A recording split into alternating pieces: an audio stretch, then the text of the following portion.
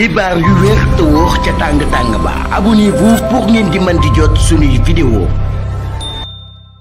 dal leen ak jàmm seen chaîne bi di Buzz 221 HD démb ca biir tribunal bu grande instance bu Dakar lañ daan amal procès bu dal di jaar ci diggante homme d'affaires bii di Cheikh Amar ak ancien chauffeur am bii di uyoo ci turu Ousmane Seck te ñu gën koo xam ci turu Booba te si li ni mel ex chauffeuru Cheikh Amar bi dal di ciy tudd turu Abdoulaye Wade ancien président de la République waaye tamit turu Macky Sall di ancien président de la République ci réew mii di Sénégal coow loolee nu mu demee moom mooy que ne kii di Cheikh Amar moom moo porté woon plainte kookee di Ousmane Seck di ancien chauffeur am ñu gën koo xam ci turu Booba ginnaaw ba mu ko jébbalee 30 millions ngir mu daal di koy jëndal akub oto te li ni mel mu amale ko woon ginnaaw ba ñoom ñaar àndee woon Dubaï nee nag ginnaaw ba mu jébbalee 37 millions yooyee chauffeuram boobee di uyoo ci turu Ousmane Seck te ñu daal di koy gën a xam ci turu Booba ne kookee dafa jëloon 36 millions yi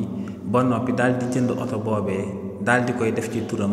mel ni que ne oto bi moom ci wàllu boppam la ko daal di jëndal ne ginnaaw bañ agsee ci réewu Sénégal ginnaaw ba mu laajee kookee di Booba ngir mu daal di koy jébbal otom bu mu ko jëndaloon ne kookee di Booba da koo xamaloon que ne oto boobee moomelam la du ko daal di delloo te li ni mel moom moo sababoon kii di Cheikh Amar daal di porter plainte kookee di Ousmane Seck di ak chauffeuram te ñu gën koo xam ci turu Booba si li ni mel nag démb ci biir tribunal bu grande instance bu Dakar kii di Ousmane Seck di ancien chauffeuru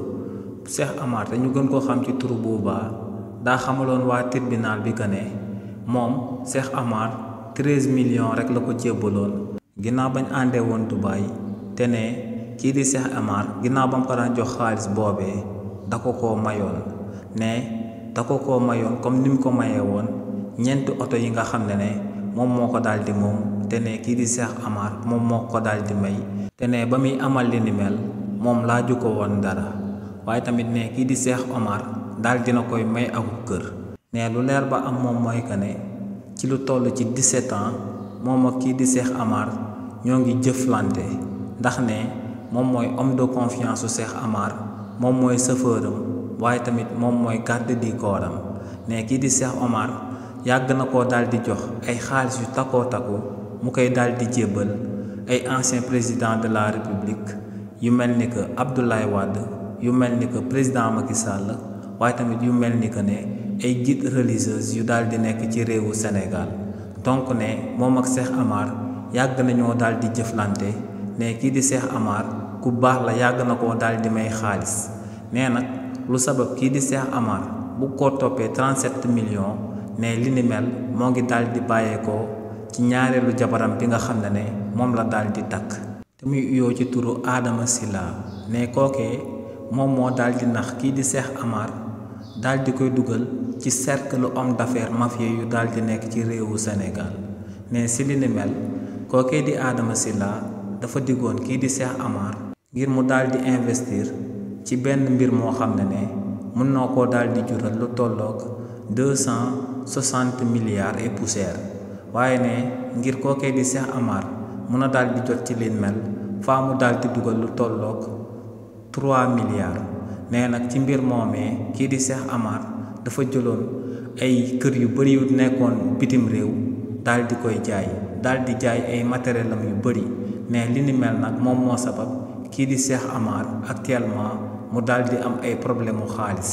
ne moom yoonam nekku ci waaye ne lu sabab kii di Cheikh Amar daal di koy porter plainte daal di koy yóbbu ci kanamu yoonu réewu Sénégal ne li ni mel moo ngi daal di bàyyeekoo ci ñaareelam boobee mu daal di takk te muy uyoo ci turu Adama Silla ne kookee Cheikh Amar lépp lu ñaaw lu mu daal di amal ne moom moo ko ci daal di dugal waaye tamit kii di Ousmane Seck ñu gën koo daal di xam ci turu Booba ginnaaw ba ko juge bi laajee ndax moom moo saaga kii di Cheikh Amar ci akub vidéo daal di ko fay jiñ sàcc kii di Ousmane Seck dafa daal di dëggal kàddu yooyee daal di xamal juge bi que ne dafa mus a daal di dégg kii di maître Abdoulaye Wade di ancien président de la république ci réewu Sénégal daal di wax que ne kii di Cheikh Amar daa sàccoon lu tollook 500 millions ne li ni mel nag moom moo sababoon ginnaaw ba mu meree di daan amal akub vidéo daal di ko doon jëmale ci jëmb kii di Cheikh Amar ne mu daal di wax que ne kii di Cheikh Amar akub sàcc la. ba tey ci coow loolee kii di maître Bassir Lo mi nga xam ne moom mooy avocat wu Cheikh Amar moom ginnaaw ba mu jëlee akub kàddu daa xamaloon juge bi que ne kii di Ousmane Seck ñu gën koo xam ci turu Bouba te muy ex chauffeur kii di Cheikh Amar ku ko nekk purux ndax du gërëm ñami daaw ne ku mel noonee amul ci réewu Sénégal ne lu leer ba am moom mooy que ne kii di Ousmane Seck ñu gën koo xam ci turu Bouba kii di Cheikh Amar da koo defal lépp ci àdduna bi waaye ne kookee doyluwul te ne li ni mel moom moo sabab mu daal di jël